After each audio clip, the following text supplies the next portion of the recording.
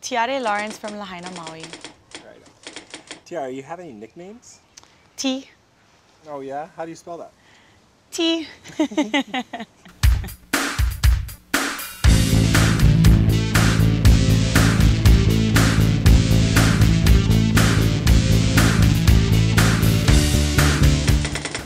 Makaha and Honolua.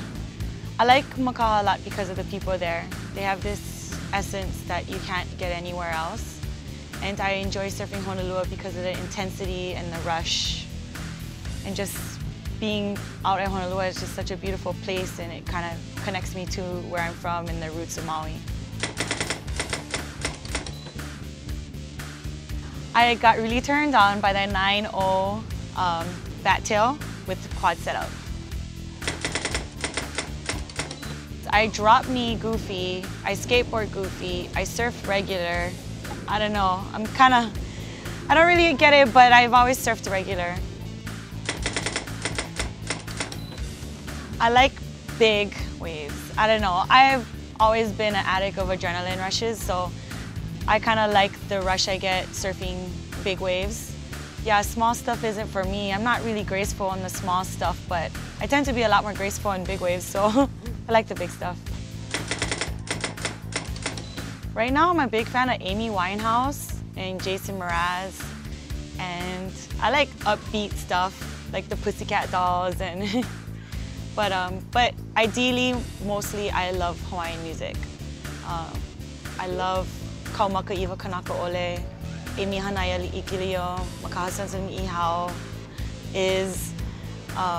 yeah, but I'm a big fan of Hawaiian music, especially. I have a couple shortboards shaped by Dave Parmenter, which I love. Right now I have a 9.0 stand-up board, 14-foot Vortex XP, a one-man canoe, and I'm hoping to get another stand-up board soon.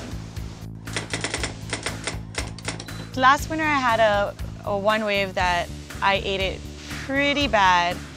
Yeah, I got lipped on the head, but it was good. I mean, in the sense that, you know, every time you eat it, you only get better, and you learn how to control yourself underwater and not panic and relax.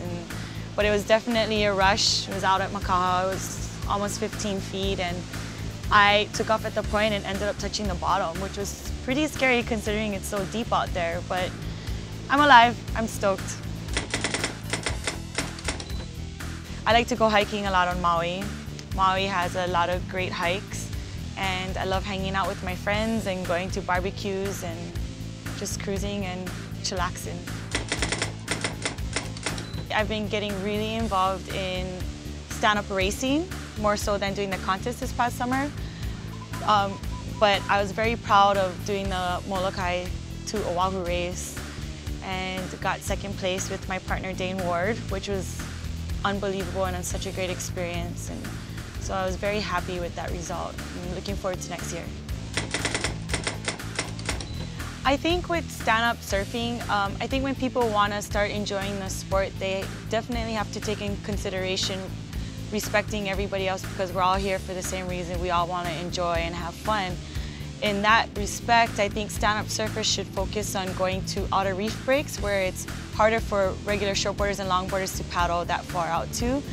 And just mainly have common sense, common respect.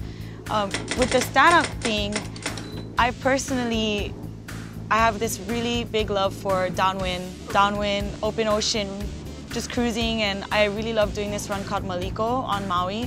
And what I love about it is, instead of going to a crowded surf break and paddle battling other people, you have a million bumps to choose from when you're out doing an open ocean paddle run. It's very therapeutic when you don't have to deal with a crowded beach break. You know, you can just go out and do a downwind run, whether it's 5 miles or 10 miles or 20 miles, and just and have fun.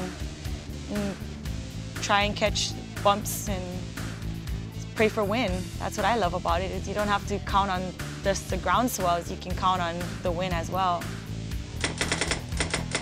Some of my favorite stand-up paddle surfers would be men like Dave Parmenter and Brian Keaulana. I'm a big fan of some of the new upcoming girls like Vaisha Bongo from Nanakuli. She's surfing so good.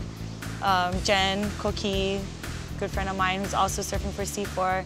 There's a lot of young talent coming up, and so I'm pretty stoked on that. They're bringing more to stand-up surfing, and I hope it grows. And I think it's only going to get bigger and better from this point, because not only from the surfing or the racing aspect, it's more for the fitness.